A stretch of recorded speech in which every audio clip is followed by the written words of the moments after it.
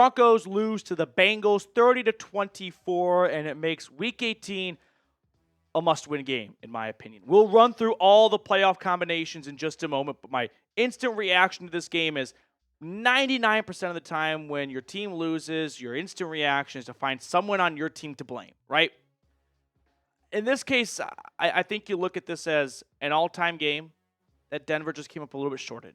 And I know that's loser talk, but I'm really struggling to blame the offense when the offense put together a 90-second drive to put the game into overtime. And I'm really struggling to blame the defense when Zach Allen in that pass rush had 6 or 7 sacks. So I'm left wondering, maybe it's just more of the Bengals had some insane plays they made. And we can look at specific moments like Denver's inability to pick up a first down after Cade York missed a field goal to essentially put the game over with a tie.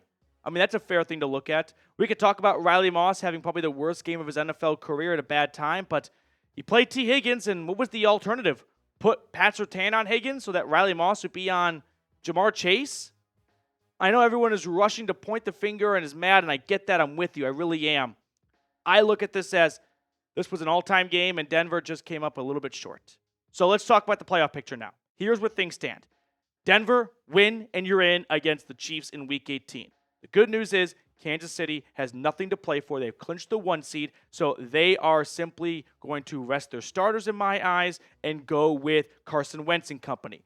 But I still don't think that's an obvious, easy layup for the Broncos to just simply stroll through over the Chiefs, right? They have really let the moment and the pressure the last 2 weeks get to them because they have really shot themselves in the foot multiple times with great positioning and a lead the last 2 weeks and couldn't quite overcome that. So I don't look at next week as, don't worry, guys. Chiefs are resting their starters. Should be an easy win. Pump the brakes on that thought. So with that, let's look at doomsday scenario. Can Denver get in with a loss? Technically, the answer is yes. Here's what happens. If the Bengals win against the Steelers next week and the Broncos lose, and the Colts and the Dolphins both lose one of their last 2 games, then it's simply Denver and Cincinnati finishing 9-8, and the Bengals have the head-to-head tiebreaker.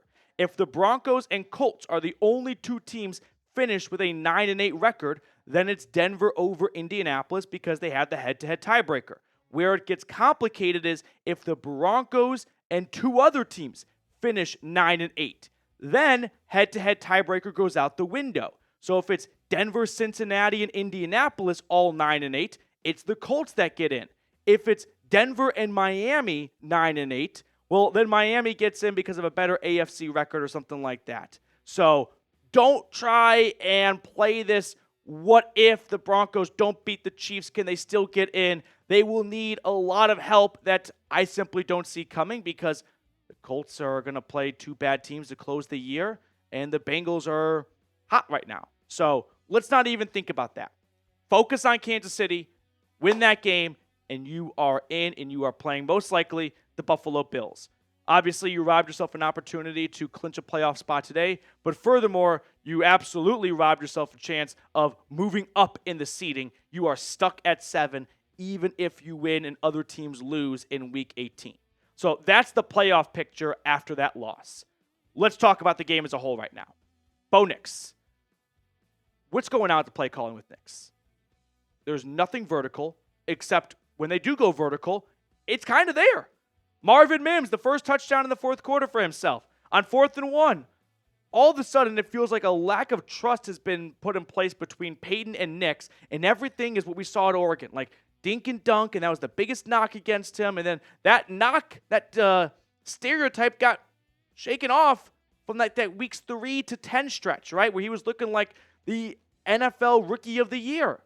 And then the last couple of games, I can't wait to kind of rewatch the game and look at the passing chart, but it feels like everything is so close to the line of scrimmage until it's desperation time. And then they find something with him going deep or long to Cortland Sutton, and you're wondering, why aren't they doing this earlier? So can we start getting some trust back in Nix? Because the last 2 games, it really hasn't worked with this offense just trying to kill the opponent by getting 2 or 3 yards and making these long drives. It's just very difficult to sustain that over 4 quarters. And I think that's the reason why we have seen Denver flame out the last 2 games, because they can't sustain that model of offense of we're going to get 3 to 4 yards and we're going to slowly march our way down the field. Those are good drives, don't get me wrong. But every once in a while, you kind of need an impact play. And they got those, like Marvin Mims, right? But it came too little too late, it feels like. The ground game is still the ground game. There's no point in getting worked up over it. We saw some good rushes from McLaughlin, like first play of the game or first play of the offense for themselves, right? Nice 14-yard pickup, and we saw some good flashes, but overall, there's nothing from this ground game that I think makes me believe that they can close out a game.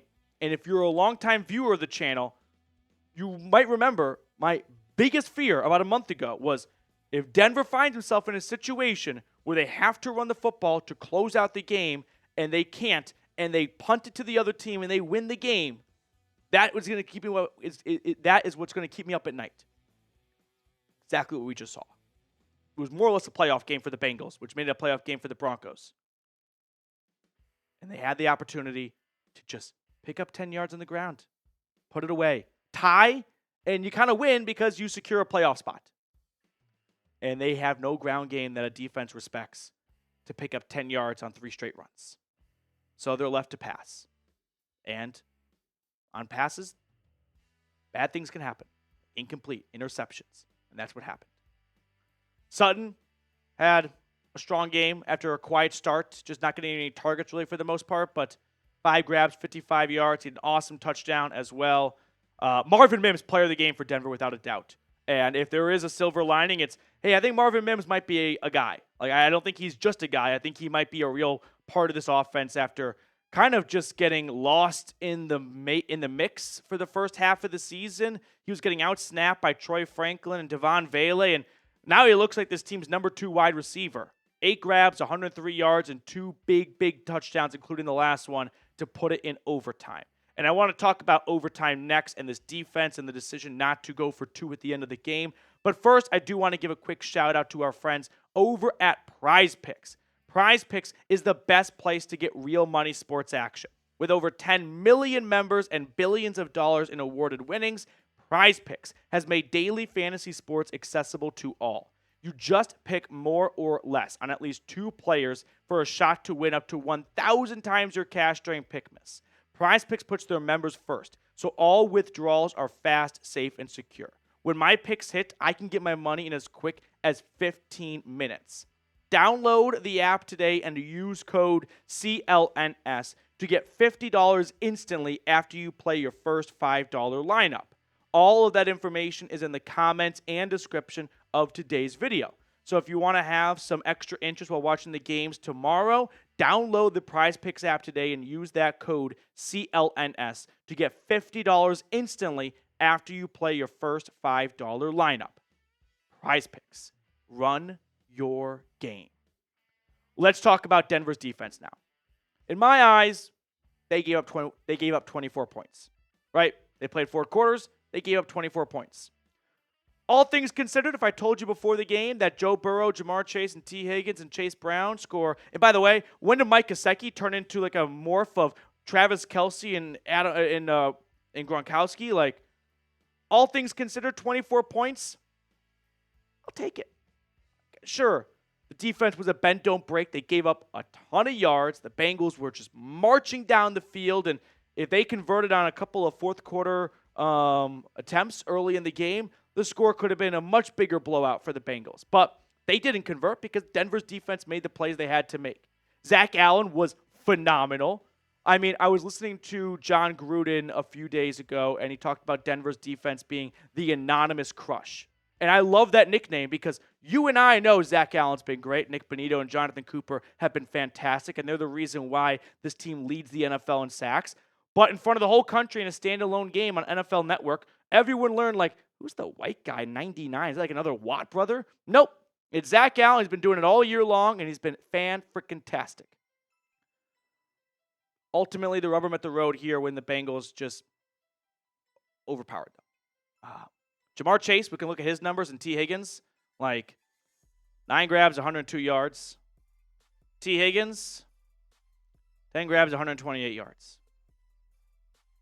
I talked about before the game, like, I didn't see a way Denver would win Those two guys put up those numbers. And it was definitely closer than I thought for those numbers. But Mike Gesicki, what the fuck was that? I don't think it's like we have to do some major soul searching. Like, obviously, you're going to review, you're going to learn from this and all that good stuff, and there's corrections and whatnot. But I don't think we need to make radical, swifting changes. Guys, you ran into the NFL Triple Crown leader. You ran into Joe Burrow fighting for a playoff spot and Tee Higgins fighting for his next contract. And you took him to overtime with a minute left. I'm not going to walk out of the studio and think the defense screwed the Broncos. No, you just didn't make as many plays as they made. Both teams made incredible plays, right? It was a fun, exciting back-and-forth game from a neutral viewer. Obviously, you and I don't have that same feeling coming out of this, but Denver made 99 plays, Cincinnati made 100. And that last one was the difference maker. So one last time, here's the playoff picture. Win and you're in. Lose, and I don't want to entertain it, but technically you are not out as long as the Bengals lose in Week 18 and the Colts and the Dolphins both lose one of their last two games. Actually, if it's just Denver and Indianapolis at 9-8, if the Colts win out and no other team wins a game, because the Colts actually need like the Dolphins to make it a three-way tie or the Bengals to make it a three-way tie. If it's a three-way tie between Denver, Indianapolis, and one of the other two teams, Indy goes. The only way Miami gets there is if they have 9-8 and Denver has 9-8 and the Colts and Bengals both lose one more game.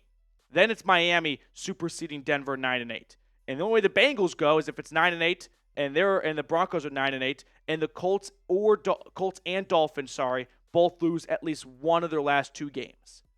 But the simplest way of looking at it is beat the Chiefs backups and you're in the playoffs. If you can't beat the Chiefs backups at home, then you're not a playoff team. And sure, it's an all-time choke, but maybe you are what your record says you are at that moment. And you played some tough teams at the end of the season, and you couldn't quite hang with them. And playoff teams should hang with other playoff teams. As for Sean Payton, I'll just leave it this last part here. I mean, twice now, like back-to-back games. Denver in the first half against the Chargers in a great spot, and in this game, in overtime, taking over after a missed field goal, a gift from Cade York. And neither time it feels like the team could put it away. And I thought that stigma was shaken. And it seems to be coming back.